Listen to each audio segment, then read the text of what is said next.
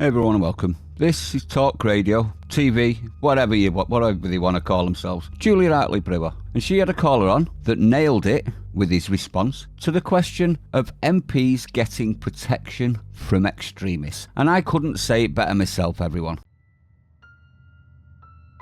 And I do believe that we have rotten politics, and I'm not using that as an exaggeration. Let's have a listen, shall we? Now, obviously, I can't play the footage because of YouTube taking videos down that has Talk Radio on it, but I will play the audio and you'll get the gist. Well, I think there's a delicious irony here. If you know that in the past 20 or 30 years, the majority of Britons have asked the government to stop illegal immigration, and they also promised us they'd get immigration down to tens of thousands. Legal immigration, yeah. Yeah, and also under Blair, they intentionally went out of their way to flood the country. If you remember what they said, let's rub the noses of the right in diversity. Well, you've got it now. You've got what there you wanted. go. You're welcome. The thing is, the majority of the public didn't ever want these levels of immigration. The country looks in a way that most of us didn't even want. We've been asking the government and telling them we didn't want it, and they've ignored us. Now their lives are in danger and they're being harassed. They're making a fuss. You did this. You let them in against our wishes.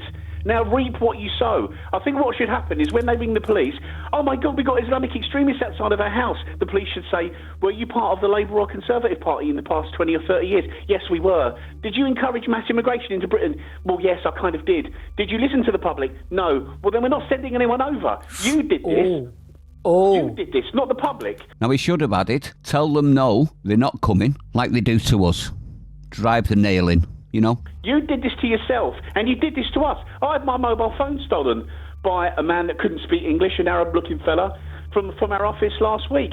We're all suffering and living in a country that we didn't want or ask for, and it's their doing, Julia, and now they're all crying and moaning about being harassed. They did this, not us. Even black families. I grew up in London.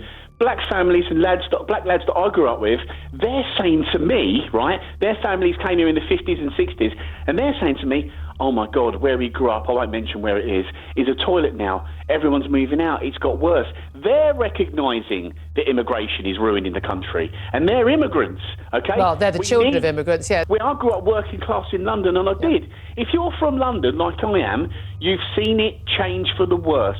And the biggest contributing factor to that has been mass uncontrolled immigration. Okay. It is an absolute free-for-all now, and I even moved out of London because I didn't want to live there anymore, and it's affecting me here.